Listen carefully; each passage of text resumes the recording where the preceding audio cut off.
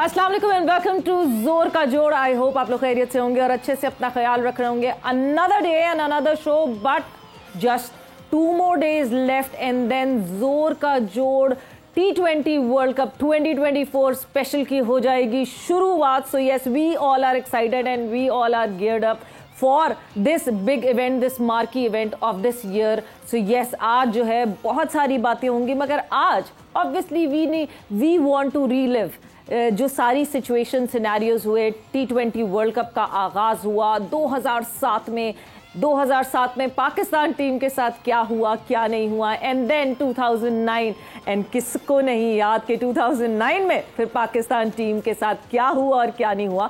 सो उसको ज़रा रीलिव करेंगे, थोड़ा सा अपनी मेमोरीज को ताज़ा करेंगे, because the T20 world cup is right at the corner. उसके हवाले से आज हमारा फोकस होगा और डिस्कशन होगी। मैं हूँ सवेरा पाशा और मेरे साथ मौजूद हैं हाफिज मोहम्मद इमरान। और जिस तरह से सवेरा आपने 2 वर्ल्ड कप मुकाबलों का जिक्र किया है, 2007 और 2009। 2007 में पाकिस्तान जीत नहीं पाया, लेकिन उस वर्ल्ड कप में भी पाकिस्तान ने बहुत शानदार क्रिकेट खेली थी। अगर हम खिलाड़ियों की इनफरादी कारकर्दगी की बात करें, अगर टीम की इज्तिमाई कारकर्दगी के हवाले से बात करें, तो जिस तरीके से पाकिस्तान ने उड़ान ली शुरू में, कुछ मैचेस अगर अच्छे नहीं गए, लेकिन टीम जैसे वापस आई, मोमेंटम पकड़ा, मिडल ऑर्डर में हमारे फास्ट बॉलर्स की बॉलिंग को देखते हैं तो बहुत अच्छी कारकर्दगी का मुजाहरा पाकिस्तान ने किया। फिर 2009 में जब हम वर्ल्ड कप जीते हैं तो उसमें भी आगाज़ शायद लोगों को लगा होगा इतना अच्छा नहीं, लेकिन फिर जब टीम ने टेक ऑफ किया है तो उसके बाद फिर ट्रॉफ़ी के बगैर वतन वापस नहीं आए हैं। तो दोनों फाइनल्स पाकिस्तान ने खेले। ये बड़ी दिलचस्प चीज़ है। इस फॉर्मेट के आगाज़ में पाकिस्तान ने जिस तरीके से बैनुल अक़वामी सतह पर अपना नाम बनाया और लोगों को दिखाया अपनी T20 क्रिकेट के बारे में। बिल्कुल, यानी 2009 में we never look back. Start ऐसा हुआ था। यूजुअली आप पाकिस्तान टीम को देखें तो यही स्टाइल है हमारा, इतना टिमिड स्टार्ट होता है कि आप कहते हैं यार ये क्या करेंगे इस कैंपेन में, इस टूर्नामेंट में क्या करेंगे, and then eventually they give us those surprises. बड़ा इक्वेशंस लगा लोगों के इधर उधर, फिर semifinal and then go through. ये एक हमारी टीम का ट्रेंड रहा है, बट यस, उस ट्रेंड को हम लेकर आगे चल रहे हैं। एंड आई होप कि ऐसे हार्ट ब्रेक्स ऐसे जो है वो अब आने वाले T20 वर्ल्ड कप में ना हो, एक स्मूथ कैंपेन हो, और उस स्मूथ कैंपेन के साथ एक अच्छी कैंपेन रहे टीम पाकिस्तान के लिए इंशाल्लाह। So starting off with this memory round up of 2007 T20 world cup and 2009 T20 world cup. So सबसे पहले मैं खुशामदीद कहूंगी हमारे अपने लाला शाहिद खान आफरीदी को। लाला, अस्सलाम वालेकुम and welcome to the show.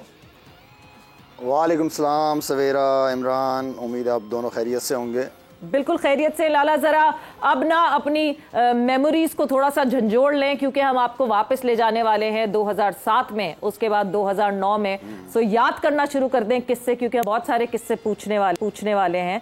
साथ ही साथ हमारे साथ जो है वो आज ज्वाइन इन करेंगे 2 और 3 ऐसे इंपॉर्टेंट मेंबर्स उसी टीम के जो कि 2007-2009 में पाकिस्तान टीम में रिप्रेजेंट कर रहे थे। मिसबाउल हक, उमर गुल और सुहेल तनवीर, वो भी आज हमारे साथ मौजूद हैं। सो अस्सलाम वालेकुम and welcome to the show. और शुरू करते हैं गुफ्तगू का सिलसिला।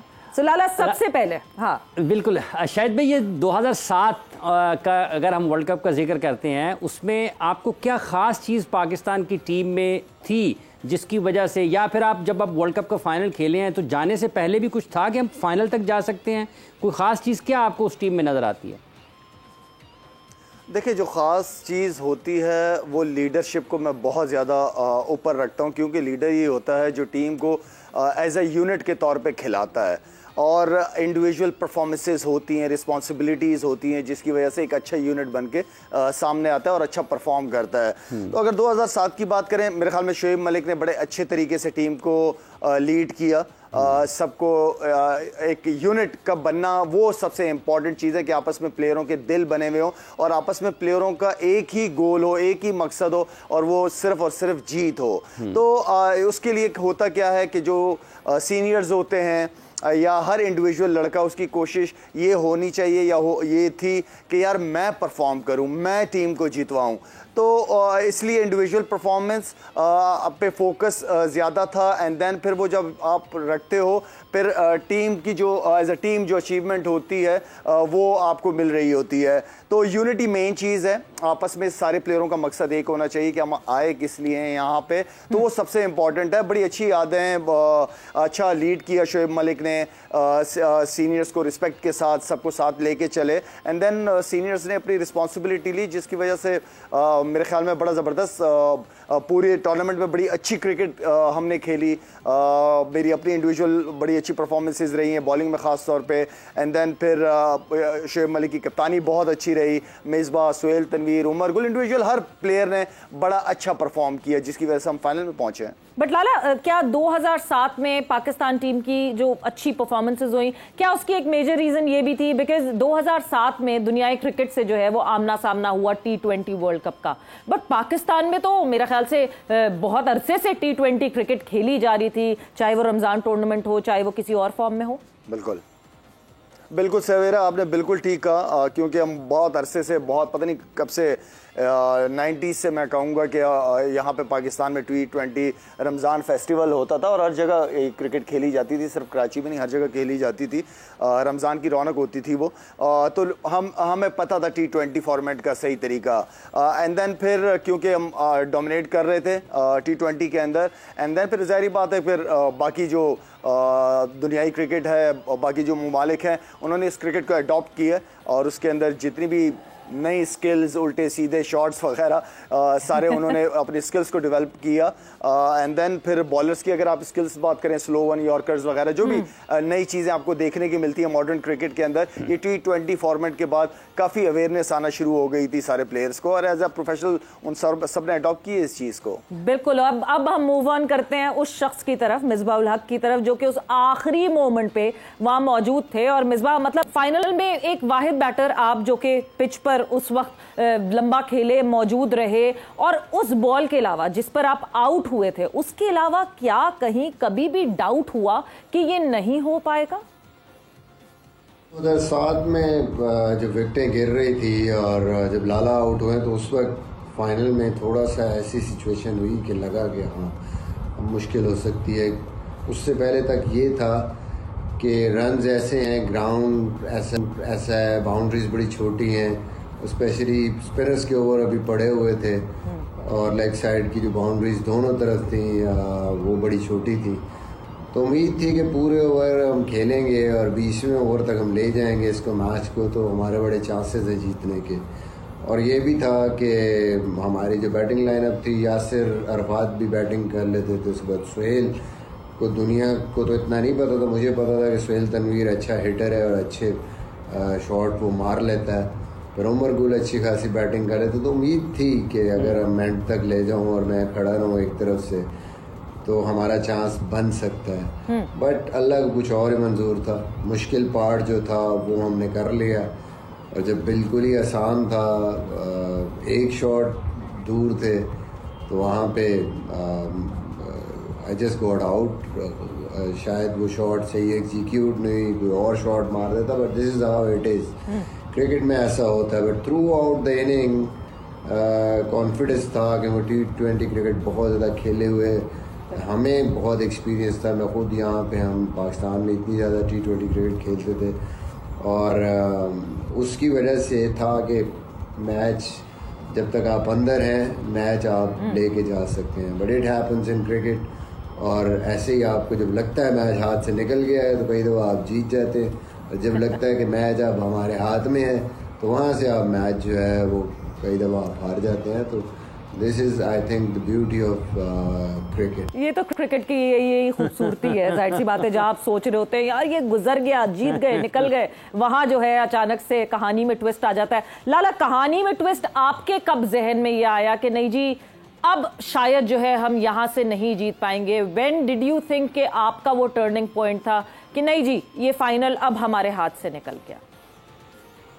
अच्छा सवेरा जी, क्योंकि मैं हमेशा समझता हूँ कि पाकिस्तान टीम के अंदर मैं अपनी परफॉर्मेंस को बहुत सामने रखने की कोशिश करता हूँ कि अगर मैं परफॉर्म करूँगा तो पाकिस्तान टीम जीत जाएगी। ये मेरा माइंडसेट हमेशा से रहा है, बॉलिंग में, बैटिंग में, कि यार शाहिद अफरीदी साहब अगर आप परफॉर्म करोगे पाकिस्तान टीम जीत जाएगी। क्योंकि दूसरों को देखना बहुत आसान होता है, लेकिन अपनी परफॉर्मेंस पर नज़र डालना ये बहुत ज़रूरी चीज़ होती है। और जब मैं आउट हुआ तो फिर मैं ड्रेसिंग रूम में बैठा और मैंने कहा शाहिद अफरीदी साहब आपने बहुत बड़ा मौका मिस कर दिया। ठीक है, बॉलिंग में बड़ी अच्छी परफॉर्मेंसेज रही हैं, लेकिन आज का मैच आपको जितवाना चाहिए था। तो वहाँ मैं हिम्मत हार गया था, ड्रेसिंग रूम में बैठा था, मैंने कहा यार अब मुश्किल है, मेरा नहीं ख्याल कि आप जीत पाएंगे। लेकिन जिस तरीके से मिसबाह उल हक लेके चला सेंसिबल तरीके से, और उस सिचुएशन को जितने स्मार्टली उस लड़के ने खेला है, मेरे ख्याल में वो बहुत ज़बरदस्त है। उसने बिल्कुल जो है ना, मतलब मैं ड्रेसिंग रूम में बैठा रहा और मिसबा खेल रहा है, मैंने कहा यार चलो एक और विकेट गिर जाएगी, हार गए यार, इतना अच्छा मौका था, क्यों मिस कर रहे हैं हम लोग। लेकिन मिसबा ने आउटस्टैंडिंग इनिंग खेली थी, बहुत आला ज़बरदस्त तरीके से, जहाँ ज़रूरत थी मैच ख़त्म कर दिया था उस लड़के ने। उसने जितवा दिया था पाकिस्तान को, उसका आउट के बॉल को हटा के उसने ऑलमोस्ट जितवा दिया था। तो उसके बाद जब उस शॉटें लगना शुरू हुई तो मैं ड्रेसिंग रूम से बाहर आके बाहर की तरफ बैठ गया। वो सेंचुरियन कह रहा हूँ, जो जोबर का जो ग्राउंड है, उसमें अंदर भी ड्रेसिंग रूम है और फिर बाहर में भी ड्रेसिंग रूम है। तो मैं बाहर आके बैठ गया था और मिसबा की बैटिंग को, और बस मैंने कहा या अल्लाह मिसबा ये मैच जितवा दे। तो वो एक बॉल ने जो है ना, एक बॉल ने पूरे ड्रेसिंग रूम में मेरी ऐसी चीख निकलवा दी थी ना कि यार ये शॉट क्यों नहीं लगा। इसलिए कि अपॉर्चुनिटी थी, जीत गए थे, नामुमकिन काम से मुमकिन की तरफ जा रहा था, तो वो जीत जो थी बस वो एक बॉल से वो रह गई थी। और मैं मिसबा को बहुत तंग करता हूँ, मैंने मिसबा इतनी जान कहाँ लेके जाएगा तू ये बता, मार देता मिड विकेट खुल के छक्का। तो वो खैर आउटस्टैंडिंग परफॉर्मेंस थी मिसबा उल हक की, नो डाउट। वो एक बॉल जोगिंदर शर्मा की है लाला, जोगिंदर शर्मा का वो आखिरी मैच था। आज तक जिंदगी में जोगिंदर शर्मा ने 4 T20 खेले हैं और वो आखिरी T20 था जिसमें वो हमसे हमारी ट्रॉफी घसीट के ले गए। उसके बाद वो भी कभी जोगिंदर भी नजर नहीं आया। अच्छा, शायद भी मिसबाह उल हक अक्सर बेशतर जब कभी बात करें तो वो कहते हैं वो आखिरी शॉट सबको नजर आता है, लेकिन ये कोई नहीं कहता कि लेके भी वहां तक मिसबाह ही आया था।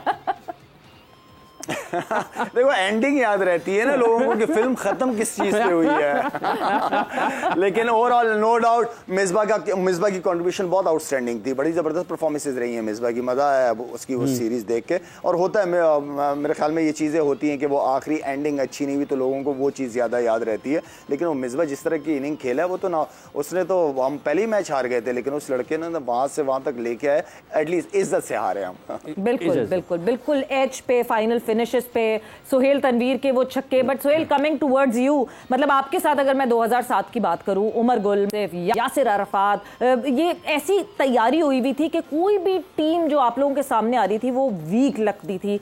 हम भरपूर तरीके से जो है वो डोमिनेट कर रहे थे और T20 फॉर्मेट में, लेकिन फाइनल बस कुछ मार्जिन से रह गया। कितना अफसोस था। अफसोस तो था ऑब्वियसली, बट कितना अफसोस था इस बात का। साथ में हमारी बॉलिंग लाइनअप वाकई बहुत ही स्ट्रांग थी और मेरे ख्याल में कंडीशन के हिसाब से थी। हमारे पास नए बॉल के बॉलर थे, हमारे पास मिडल ओवर के बॉलर थे और फिर डेथ पे हमारे पास उमर गुल। आई थिंक जो रोल डिफाइन किए गए थे उस टूर्नामेंट में, अगर आप देखें तो उमर गुल को 12 ओवर के बाद लेके आया जाता था, वो 4 ओवर ऑन ट्रॉट करते थे, डेथ बॉलिंग अच्छी करते थे। नया बॉल पहले आसिफ भाई कर रहे थे, फिर जब मैं दूसरा मैच इंडिया के अगेंस्ट खेला, डेब्यू मैंने किया, तो उसके बाद नए बॉल पे मेरा और आसिफ भाई का रोल इंपॉर्टेंट हो गया। बीच के ओवर्स में शाहिद भाई, हफीज़ आके बॉलिंग कर लेते थे।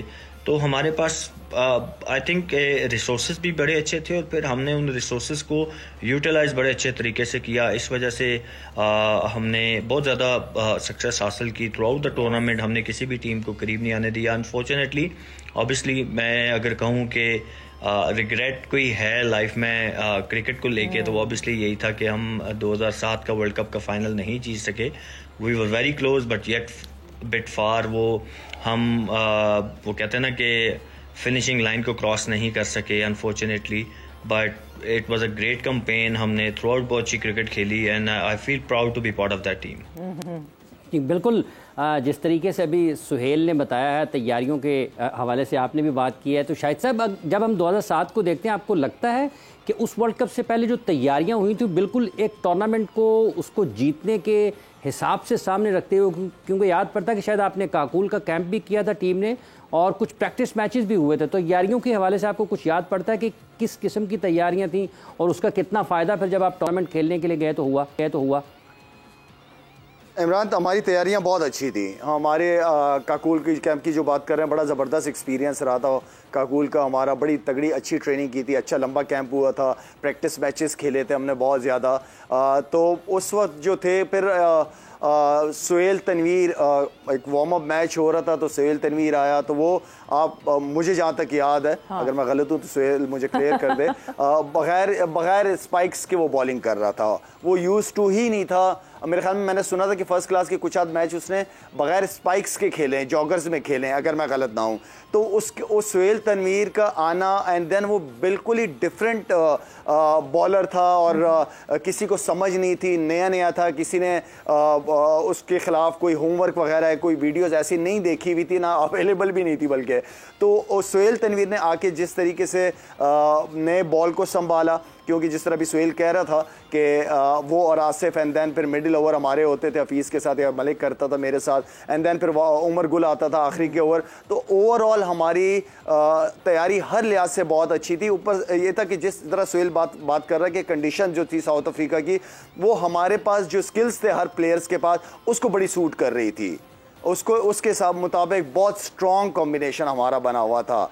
तो अगर आप परफॉर्मेंसेस देखें तो ओवरऑल सब ने बहुत ज़बरदस्त परफॉर्म करके फाइनल तक पहुंचे। ऐसे नहीं कि जैसे 92 के वर्ल्ड कप में हुआ था या 2009 के वर्ल्ड कप में हुआ था कि आप हारे जा रहे हो और फिर कहीं जाके आपको ये टीम जीतेगी, ये हारेगी, फिर हमारा चांस बनेगा, वैसा कुछ नहीं था। तो हमारा तो 99 का वर्ल्ड कप देखें या ये वाला वर्ल्ड कप देखें, खैर वो तो ओडीआईज था, हम कंटिन्यू बड़ी ज़बरदस्त परफॉर्मेंसेज देख के एंड देन फिर फाइनल में जो एंडिंग की बात कर रहा हूँ वो अच्छी नहीं थी। बिल्कुल, मतलब भरपूर उम्मीदें जो है ना वो हाइप पे बिल्कुल होकर और फिर वो ख्वाब चिकनाचूर है। जिस तरह सुहेल ने भी कहा कि यस, एक खलिश अगर दिल में रह गई है तो वो ये कि 2007 का वर्ल्ड कप फाइनल ना जीतना, T20 वर्ल्ड कप फाइनल। मगर उमर से भी पूछते हैं कि 2007 के वर्ल्ड कप के जब ऑब्वियसली इंडिया से बिल्कुल एक फाइनल, एक तो वर्ल्ड कप का फाइनल, उसके बाद फिर इंडिया से बिल्कुल एक फाइनल मार्जिन से हार जाना, उसका कितना अफसोस आपको हुआ? और क्या वो फाइनल था, क्या वो फाइनल की हार थी जिसकी वजह से 2009 का फाइनल जीतने का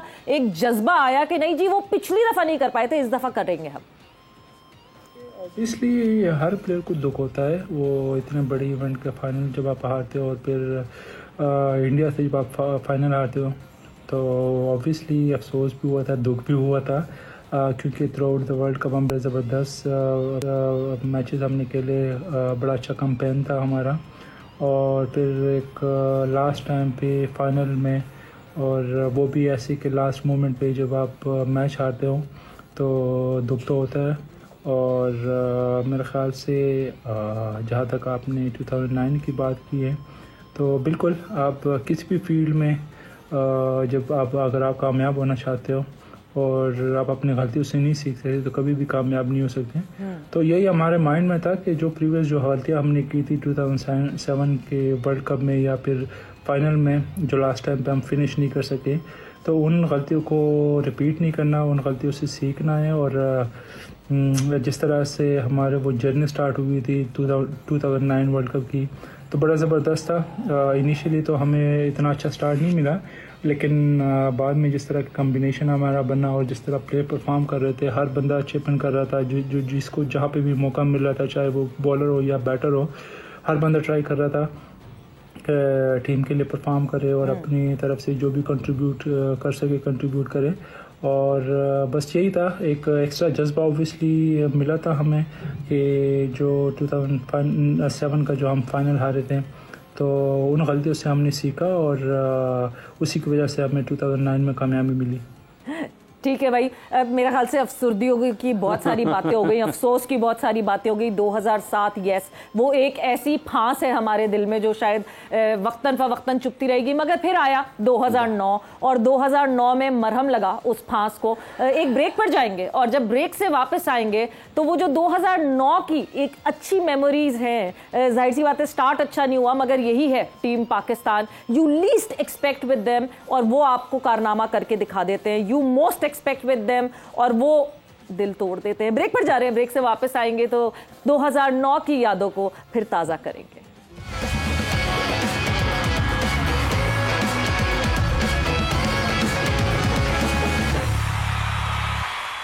And welcome back to जोर का जोर। This is this special show today because आज हम relive कर रहे हैं the memories of T20 World Cup 2007 and 2009.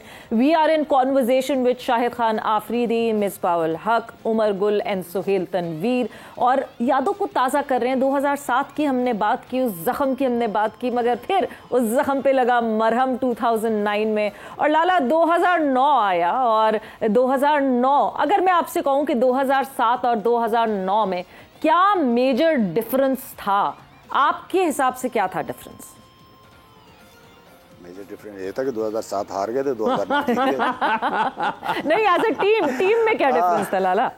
सवेरा 2007 क्योंकि हम कंटिन्यू अच्छे मैचेस जीत रहे थे, शुरू से हमारा कॉम्बिनेशन बड़ा ज़बरदस्त था। और जो 2009 की सिचुएशन थी वो आपको याद हो कि श्रीलंका की टीम पे अटैक भी हुआ था पाकिस्तान में अनफॉर्चुनेटली, और उसके बाद वो मायूसी काफ़ी ज़्यादा थी। तो मैं समझता हूँ कि 2009 के अंदर एक बहुत ही अलग किस्म का जज्बा था। और वो एक क्योंकि मैं हमेशा कहता हूँ कि लीडर का काम बड़ा अच्छा होता है और लीडर ही टीम को एक डायरेक्शन दिखाता है और इसी तरफ लेके चलता है।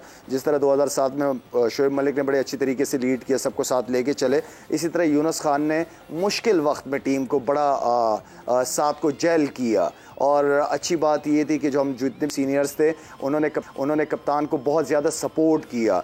अच्छा स्टार्ट नहीं था हमारा, बिल्कुल भी नहीं था, लेकिन वो जो हिम्मत थी और वो जो एक जज्बा था कि यार इस वक्त मुल्क में क्या है, कोई ऐसी कोई एंटरटेनमेंट नहीं थी, खुशियाँ नहीं थी, मायूसी बहुत ज़्यादा थी। तो हम आपस में टीम मीटिंग्स के अंदर जो बात करते थे वो यही बात करते थे कि यार हम अपनी एक जीत से जो है वो पूरी कौम को हम एक झंडे के नीचे लाके खड़ा कर देते हैं। हमारे पास ये परफॉर्मेंसेस ही हैं जो हम दुखी लोगों के चेहरों के ऊपर एक मुस्कुराहट लेके आते। तो ये वो चीज़ें हैं जिससे हम सीनियर्स बात करते थे मीटिंग में, यंगस्टर्स को, जूनियर्स को अपने साथ उठाते थे, लेकिन हम अपनी एग्जाम्पल लाजमी बताते थे, अपनी एग्जाम्पल लाजमी बनाते थे कि यार मैं कर रहा हूँ, मैं डाइव मार रहा हूँ, मैं अच्छी बॉलिंग कर रहा हूँ या मैं बैटिंग कर रहा हूँ, तुम कैसे नहीं कर सकते। तो हम सीनियर्स ने अपने साथ जो यंगस्टर्स थे उनके लिए एग्जाम्पल सेट कर रहे थे, अपनी परफॉर्मेंसेस से, सिर्फ बातों से नहीं, हम परफॉर्म करने की कोशिश कर रहे थे। वो हमारा जो ग्राउंड में उतरते थे, प्रैक्टिस सेशंस भी करते थे, वो हम मजाक नहीं करते थे, उसको सीरियस लेके चलते थे। तो वो थोड़ा सा माइंड सेट जो था वो हमने चेंज करने की कोशिश की थी। हमारे लिए यही था कि यार लास्ट टाइम नहीं जीत पाए थे, लेकिन इस बार हम लोग केपेबल है, हमारे यूनिट उससे भी ज्यादा स्ट्रांग है और हम ये टूर्नामेंट जीत सकते हैं। तो हमने कहीं हिम्मत नहीं हारी, ना यूनुस खान ने एज ए लीडर हिम्मत हारी, ना किसी अपने बॉडी लैंग्वेज से ये नहीं फील कराया कि यार हम हारने लगे। तो कप्तान ने जो जिम्मेदारियां होती हैं एज ए लीडर, तो यूनुस खान ने बड़े अच्छे तरीके से वो सारी जिम्मेदारियां अपनाई और हर लड़के ने बड़ा अच्छा परफॉर्म किया। सिर्फ 1 2 3 का नाम नहीं लूंगा, हर लड़के ने अच्छा परफॉर्म किया, थोड़ा किया, किसी ने थोड़ा किया, किसी ने बहुत किया, लेकिन एज ए यूनिट के तौर पे हम खेले टीम के अंदर। बिल्कुल। शाहिद साहब, आपको लगता है 2007 और 9 में जिस तरह से परफॉर्मेंसेस पाकिस्तान की रही और अभी आपने 2009 का जिक्र किया, तो इन दोनों टूर्नामेंट्स में पाकिस्तान के स्क्वाड में स्पेशलिस्ट थे हर जगह पर। बैटिंग में अगर हम बात करते हैं, बॉलिंग में अगर हम बात करते हैं, अगर हम ऑलराउंडर्स के शोबे की बात करें तो स्पेशलिस्ट थे। ये भी एक ख़ास चीज़ आपको लगती है उस टीम में क्या? अब ये तो मेरे ख्याल में एक डिमांड है T20 प्लेयर्स की, और जो बॉलर्स थे वो पूरी तरह बॉलर्स थे, तो जो बैट्समैन थे वो चाहे हिटर हो, अगर मैं यहाँ कामरान अकमल की भी बात करूँ क्योंकि ओपनर की रिस्पॉन्सिबिलिटी बढ़ती है, उसने बहुत अच्छी बैटिंग की, अच्छे मौके पे उसने रन्स किए। इसी तरह शोएब मलिक की परफॉर्मेंस, कहने का मतलब है कि हर प्लेयर ने बड़े अच्छे तरीके से अपने रोल को अपनाया, जो जिम्मेदारियां उसको दी गई थी, जो एक्सपेक्टेशन मुझे और आपको थी, आप लोगों को जो देख रहे थे, उस पर पूरी तरह उतरे। और असल चीज़ ये थी कि जो टीम का जेल होना वो बहुत इंपॉर्टेंट है, क्योंकि वो कहते हैं कि हार में तो सारे अपना अपना क्रेडिट लेते हैं, लेकिन जब आप जीत में लेते हैं, लेकिन जब आप हारते हो तो सारे जो है एक दूसरे पे ब्लेम गेम। तो हमने ब्लेम गेम नहीं होने दिया। एक इशू हुआ था ड्रेसिंग रूम के अंदर, लेकिन हमने कोशिश की कि उस इशू को फौरन खत्म कर दिया जाए और कोई गलत मैसेज ना जाए। अभी हम हारे नहीं है ये वर्ल्ड कप, तो हम लड़ तो सकते ना, एटलीस्ट अपने 100% हर प्लेयर एफर्ट तो कर सकता है ना पाकिस्तान के लिए और अपने लिए, अपनी फैमिली के लिए। तो मेरे ख्याल में वो जो जज्बा था वो एक अलग नजर आया हर प्लेयर के अंदर। हर प्लेयर हंग्री था परफॉर्म करने के लिए, और अल्हम्दुलिल्लाह जब अपनी अपनी जिम्मेदारियां ली हैं, परफॉर्मेंसेस की हैं, टीम खुद ब खुद जीती है। और बिल्कुल वो यूनिटी फिर over the period of time एक गोल की तरफ आगे बढ़ गई और जिसकी वजह से हमें ये जीत हासिल हुई। बट जहां हाफिज आपने स्पेशलिस्ट की बात की है और जिस तरह स्पेशलिस्ट थे उस टीम के अंदर, चाहे बॉलर हो, बैटर हो, ऑलराउंडर हो, सो बॉलिंग में ऑब्वियसली उमर तरह आपने 2007 में हाईएस्ट विकेट टेकर आप टूर्नामेंट के रहे, एंड देन 2009 में आपकी बॉलिंग का एक बहुत बड़ा इंपैक्ट था जिसकी वजह से पाकिस्तान को ये वर्ल्ड कप जीतने का मौका मिला। कौन सी यादगार विकेट विकेट है जो जिस पे यूल से कि ये थी मेरी सबसे इंपॉर्टेंट यादगार विकेट? जी अल्हम्दुलिल्लाह बड़े ज़बरदस्त बॉलिंग रही through out the world cup. अगर आप 2007 की बात करें या 2009 की बात करें तो बड़े ज़बरदस्त बॉलिंग रही है। सबसे इम्पोर्टेंट चीज़ फ़िटनेस है, मैं बहुत ज़बरदस्त फिट था, अच्छे रिदम में था। और सबसे इम्पोर्टेंट चीज़ जो है कि आप जब भी किसी इवेंट में जाते हो या कोई भी आप कोई किसी चीज़ को किसी गोल को अचीव करना चाहते हो तो आप उसके लिए टारगेट बनाते हो। तो मेरा भी यही टारगेट था कि इंशाल्लाह 2007 में जिस तरह मैं हाईएस्ट विकेट टेकर था तो 2009 में भी हाईएस्ट विकेट टेकर बनूँ, मैन ऑफ द सीरीज़ बनूँ, मैं टूर्नामेंट का बेस्ट बॉलर बनूँ। और बस यही मेरा गोल था कि जहाँ पे भी टीम की रिक्वायरमेंट हो, जहाँ भी कैप्टन मुझे कहे कि बॉल करने आओ तो बस मैं रेडी था और बड़ा इंजॉय कर रहा था। सबसे इम्पोर्टेंट चीज़ है कि जब आप इंजॉय करते हो तो आप परफॉर्म भी अच्छा करते हो। और बस एक ज़बरदस्त कम्बिनेशन हमारा बना हुआ था। फील्डर सपोर्ट कर रहे थे, ऑब्वियसली जब बॉलर को फील्डर सपोर्ट करते तो आपको एक एक्स्ट्रा बूस्ट मिलता है। फील्डर्स का बड़ा अच्छा सपोर्ट था। कैप्टन ने बड़ा अच्छे तरीके से यूटिलाइज़ किया, बड़े ज़बरदस्त तरीके से मुझे यूज़ कर देते हैं। तो बड़ा ओवरऑल एक बड़ा ज़बरदस्त कैंपेन था हमारा और अल्लाह ताला ने हमें बड़ी कामयाबी दी। और मैं ये कह सकता हूँ कि ये हर प्लेयर के लाइफ में, करियर में एक ख्वाहिश होती है कि वो वर्ल्ड चैम्पियन बने और फिर वर्ल्ड चैम्पियन बनने के साथ साथ वो टीम के लिए परफॉर्म भी करें। तो मेरे ख़्याल से मेरे लिए बड़े ऑनर की बात है कि मैं दोनों वर्ल्ड कप में हाईएस्ट विकेट टेकर था और फिर स्पेशली 2009 में तो जब हम फाइनलिस्ट भी बने, हम चैम्पियन भी बने। और जहाँ तक आपने बेस्ट विकेट की बात की है तो टू बी ऑनेस्ट 2009 में तो कोई ऐसा बैट्समैन नहीं था कि जिसको आउट करके मुझे वो मेरा यादगार विकेट हो। लेकिन हाँ, ऑब्वियसली 2007 के वर्ल्ड कप में जो धोनी को जो मैंने आउट किया था तो वो काफ़ी आप कह सकते हैं कि एक यादगार विकेट है और काफ़ी मशहूर है। उसकी वीडियो अभी भी चलती है। जब भी सोशल मीडिया पे आप खोलते हो तो आपको वो विकेट, वो बेस्ट बॉलिंग आपको देखने को मिलती है। तो बस यही था जो धोनी को जो मैंने 2007 में आउट किया था वो मेरे ख्याल से मेरी यादगार विकेट थी। बिल्कुल जब उमर गुल बोल रहे होते हैं तो फिर फौरी तौर पर आपको वो वक्त याद आता है जब ये इनको बुलडोजर कहा जाता था। बुलडोजर फ्लैशबैक्स में जो है ना, और वो वाकई एमएस धोनी की विकेट, उस वक्त MS Dhoni was totally in a blooming form. Ranji से एक लड़का आया हुआ लंबे लंबे बालों वाला, और मतलब ही वाज टोटली, मतलब अब जो है ना वो जिस तरह he was blooming at that time, वाकई उस विकेट की काफी वेटेज थी। मगर जब कैप्टनसी की बात की है सोहेल, मैं आपकी तरफ आऊंगी। लाला ने कैप्टनसी की बात की, उमर ने कैप्टनसी की बात की। एक इतने बड़े इंपॉर्टेंट टूर्नामेंट में कैप्टन का रोल बहुत इंपॉर्टेंट होता है। तो क्या खासियत थी, क्या खास बात थी यूनुस खान की कैप्टनसी में? ऐसा क्या उन्होंने जादू किया कि जो पिछले टूर्नामेंट में टीम एक बिल्कुल एक फाइनेस्ट मार्जिन से रह गई थी, वो इस दफा वर्ल्ड कप जीत सकी? लीडर का रोल सबसे ज़्यादा इम्पोर्टेंट होता है क्योंकि उसने ही पूरी टीम को लेके चलना होता है। और यूनुस भाई वाज वेरी अग्रेसिव और वेरी क्लियर। आई थिंक अपनी थॉट्स में ही वाज वेरी क्लियर।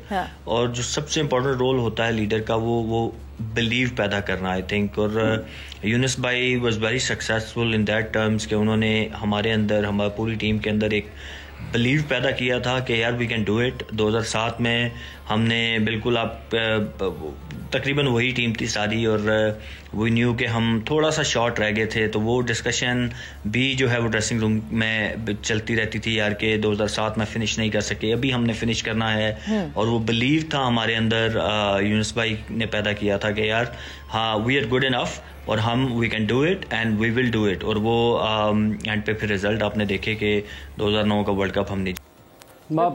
ये कप्तान के ऊपर बहुत ज़्यादा जिम्मेदारी, जितनी अभी शाहिद साहब ने इस प्रोग्राम में गुफ्तगू की है, कप्तान सबसे ज़्यादा अहमियत रखता है। 2007 की अगर बात हो, जब शुएब मलिक का जिक्र आता है, जब फिर 2009 में हम जीते उस वक्त भी कप्तान का किरदार सबसे ज़्यादा अहम दिखाई दे रहा है, जिस तरह सुहेल ने भी जिक्र किया है। और इस मरतबा फिर जब हम 2024 में जा रहे हैं तो नजरें फिर कप्तान पर ही होंगी कि वो इस मरतबा क्या करते हैं। एग्जैक्टली, पूरी नजरें कप्तान पे होंगी। लाला, यूनुस खान की जब हम बात करते हैं, मतलब अगर बहुत टाइम हो गया ऑब्वियसली, मगर 2009 की फाइनल की कोई पेप टॉक आपको याद है कि यूनुस खान ने हडल में सबको लिया और कोई बात की हो? वो क्या ज्यादा बोलते थे टीम से, या एक छोटी सी एक बात करके जस्ट कम्युनिकेट कर देते थे?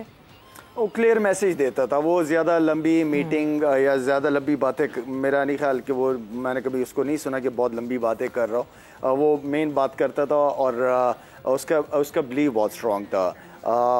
मैं क्योंकि मैं नीचे नंबर पे बैटिंग करता था, तो यूनुस ने मुझे कॉल की कि लाला आप मिलना है। मैंने कहा जाओ, बिल्कुल। मुलाकात हुई इसके साथ और उसने मुझे कहा कि लाला मैं चाहता हूँ कि आप ऊपर नंबर पे बैटिंग करें। मैं तो अंदर से खुश हो गया। मैंने कहा यार यूनुस खान, ये तो मेरी दिल की बात कर दी। मैं तो चाहता ही ये था कि मैं ऊपर नंबर पे खेलूं, वो नीचे का तो फ़ायदा ही नहीं है।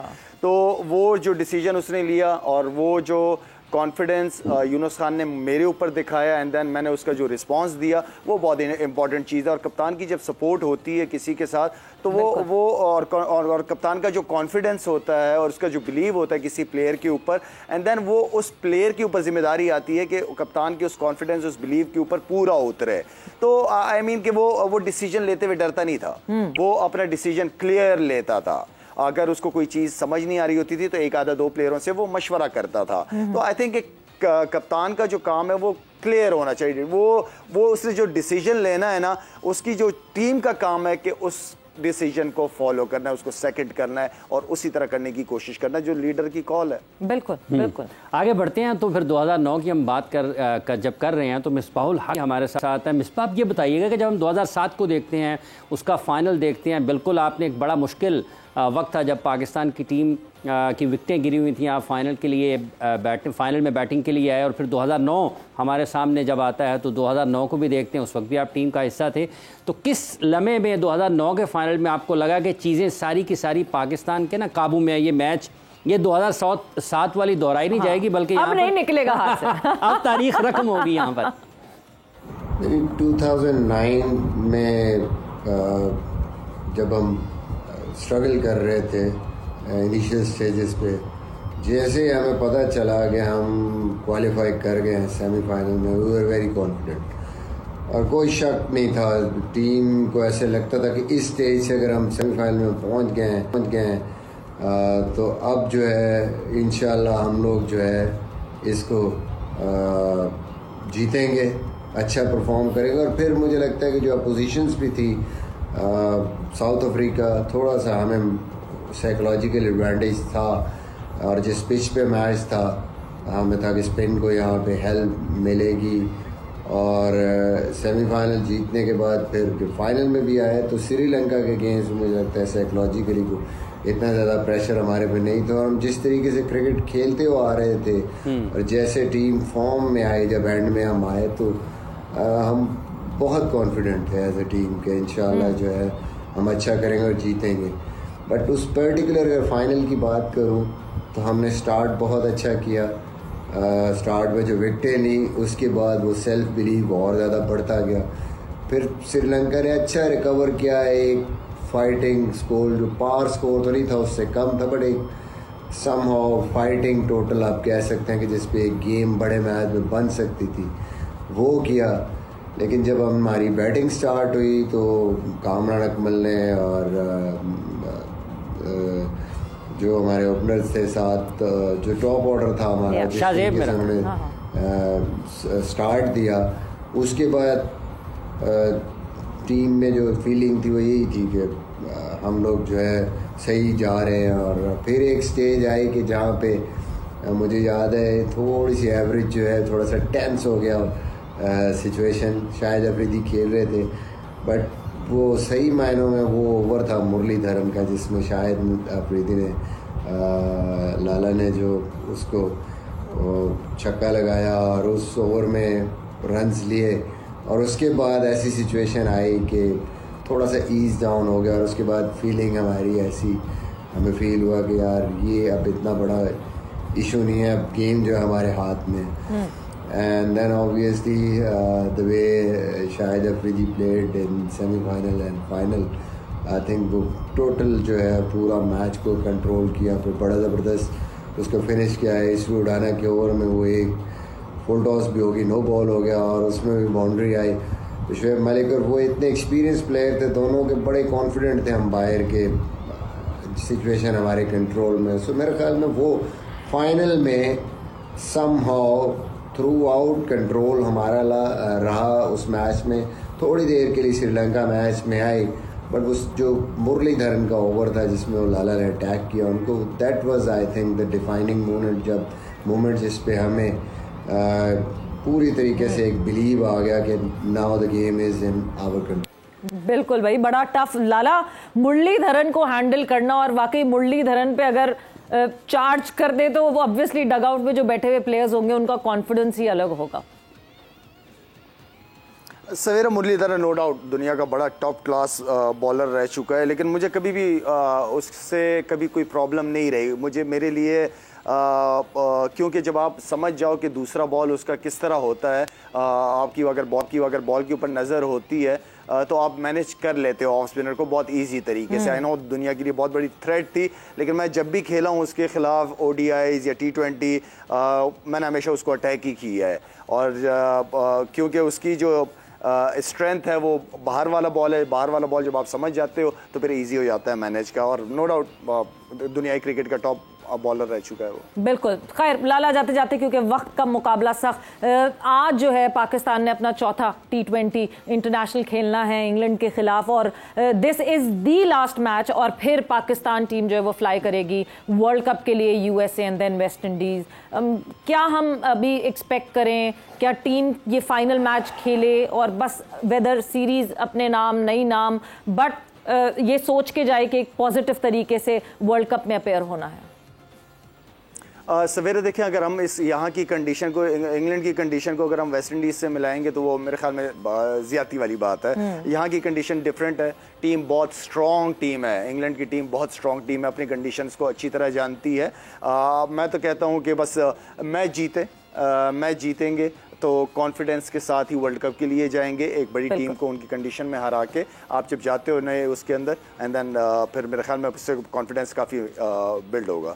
ठीक है लाला, बहुत बहुत शुक्रिया for your time. Thank you Misbah and thank you Umar, आप लोग सबका बहुत बहुत शुक्रिया फॉर ज्वाइनिंग इन। वक्त यहाँ पे खत्म हो गया है। Team Pakistan would be in action in few hours. It would be the 4th and final T20 England versus Pakistan. सवेरा और हाफिज को इजाजत दीजिए, अपना बहुत ख्याल रखिएगा। कल आपसे मुलाकात होगी। टेक केयर, बाय बाय, अल्लाह हाफिज।